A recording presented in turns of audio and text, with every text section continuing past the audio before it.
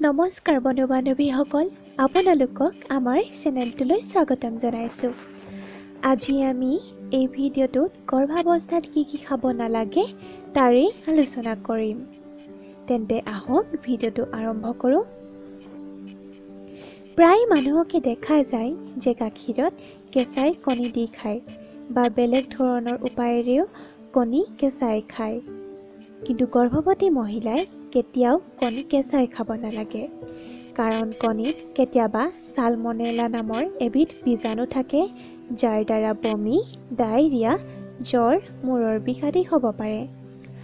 আপোনাৰ গৰ্ভত থকা সন্তানে সালমনেলাৰ এফেক্ট সহ্য কৰিব নোৱাৰে, সেয়েহে কেঁচাই কণী খাব নালাগে বা কণী খালে ভালকৈ সিজাই খাব।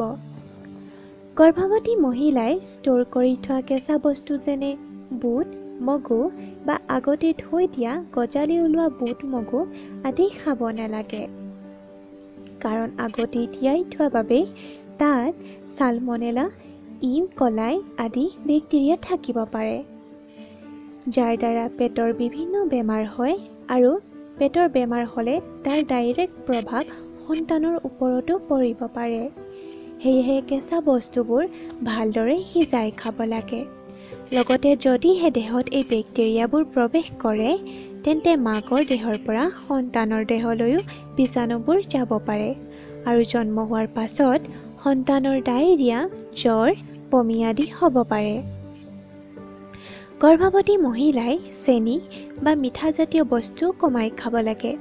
মিঠা বেছিকৈ খোৱাটো সন্তান আৰু মাতৃ দুয়োৰে কাৰণে অপকাৰী, গতিকে মিঠা বস্তু যিমান পাৰে কমাই খাব।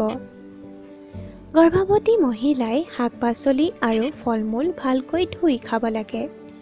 ধুই নোলোৱা শাক-পাচলি আৰু ফল-মূলত বহুতো বিষাক্ত বীজাণু আৰু কীটনাশক পদাৰ্থ থাকিব পাৰে। কীটনাশক পদাৰ্থ গৰ্ভত থকা সন্তানৰ বাবে বহুত ক্ষতিকাৰক, গতিকে ফল-মূল আৰু শাক-পাচলি ভালদৰে ধুই লৈহে ব্যৱহাৰ কৰিব। গৰ্ভৱতী মহিলাই কফি খাব নালাগে। যদিহে একেবাৰে এৰাই চলিব নোৱাৰে, তেন্তে দিনটোত 200 গ্ৰামতকৈ বেছি খাব নালাগে। যদিহে বেছিকৈ কফি খায়, তেতিয়া শিশুৰ বিকাশ শ্ল' হয় আৰু জন্মৰ সময়ত শিশুৰ ওজনো কম হয়। গৰ্ভৱতী মহিলাই কেতিয়াও কেঁচা গাখীৰ খাব নালাগে। কেঁচা গাখীৰত বহুতো বেক্টেৰিয়া থাকে, যাৰ দ্বাৰা গৰ্ভপাত হ'ব পাৰে, গতিকে সদায় গাখীৰ গৰম কৰি খাব। গৰ্ভৱতী মহিলাই কেতিয়াও মদ্যপান কৰিব নালাগে। মদ্যপান কৰিলে গৰ্ভপাত হোৱাৰ আশংকা থাকে। অলপমান খালেও শিশুৰ মগজুৰ বিকাশত বাধা জন্মে, গতিকে কেতিয়াও গৰ্ভাৱস্থাত মদ্যপান কৰিব নালাগে। আজিলৈ আপোনালোকে গম পালে গৰ্ভাৱস্থাত কি খাব নালাগে। আশা কৰোঁ ভিডিঅ'টো চাই ভাল পালে।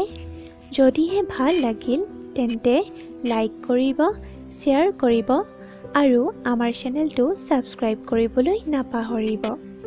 নেক্সট ভিডিঅ'ত আপোনালোকক আকৌ লগ পাম। আজিলৈ বাই বাই।